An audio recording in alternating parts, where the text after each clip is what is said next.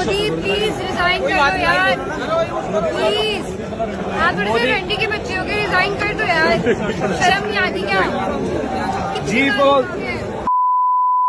आगे भी पढ़ो। दिमाग कितने ग्राम है मोदी जी में? 0। ये वाला मोदी वहाँ पिटेगा।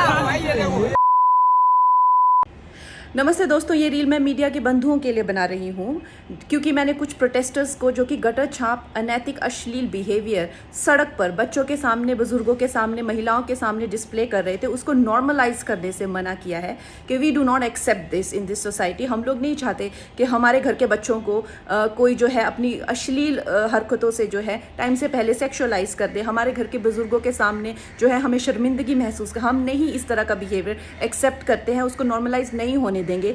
तो मीडिया जो है मेरे खिलाफ गैंगअप कर रही है और ये नहीं बताएगी कि जैसे स्काई रूट जैसे स्टार्टअप की मैंने कितनी बड़ाई की, हमारे देश के जेनजी जो हमें इतनी ऊंचाइयों पे लेके जा रहे हैं, नीट के छात्रों को मैंने खुद स्वयं जो है कितनी बधाई दी। और ऐसे बच्चे जो कि अपने परिवार की जिम्मेदारियां उठा रहे हैं, हमारी टीम में भी ऐसे बच्चे हैं, हमारे घरों में रिश्तेदारी में भी जेनजी भाई बहन हैं जो कि हमारे बड़े काम संपन्न करते हैं, लेकिन कुछ चंद फॉलोअर्स के लिए और चंद कमेंट्स के लिए और कुछ लाइक्स के लिए ये मीडिया वाले इतने ज़्यादा बिक चुके हैं।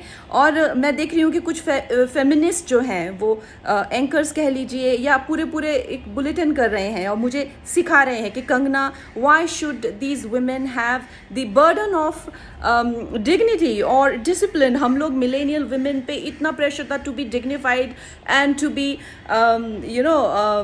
Disciplined, why do we have to give that burden to this generation? Excuse me, क्या आप अपनी बेटी को ऐसा सिखाएंगे?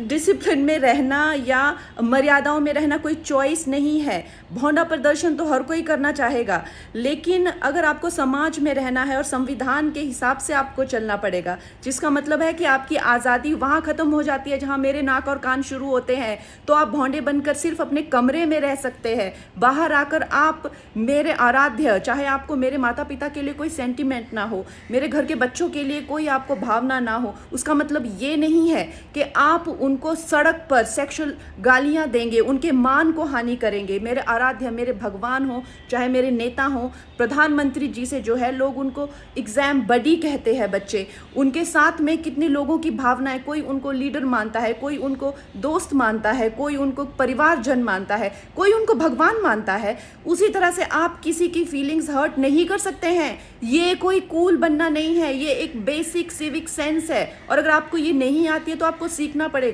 आप ये फेमिनाजी से प्रभावित मत होइए, अपनी ज़िंदगी बर्बाद मत करिए। इस भौंडेपन को सिर्फ और सिर्फ आप अपने कमरे में डिस्प्ले कर सकते हैं, बाहर जाके आपको मर्यादा में रहना पड़ेगा ना, या आप वर्क प्लेस से निकाल दिए जाओगे। आप कभी भी कोई संबंध, परिवार वाले भी आपको भौंडापन नहीं झेलेंगे, तो आपके सामने एक डेड एंड के सिवाय अंधकार वाली ज़िंदगी हो जाएगी।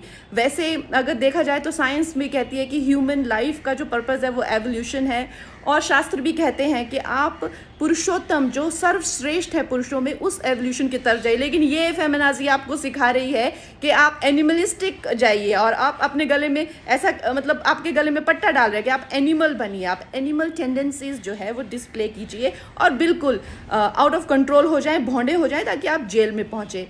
आपको डिसाइड करना है कि आपको कौन अच्छे से गाइड कर रहा है और कौन आपको सही दिशा बता रहा है। मैं यही कहूँगी जो मैंने अपने बड़ों से सीखा है और जिन्होंने मुझे गुरुओं ने जो मुझे ज्ञान दिया है वो यही है कि ये हमें जो जीवन मिला है वो इवॉल्व होने के लिए मिला है, रिग्रेस होने के लिए नहीं मिला है एनिमलिस्टिक टेंडेंसीज में। सो आप प्लीज़ इवॉल्व होइए और सबको गुरु पूर्णिमा की बहुत शुभकामनाएं।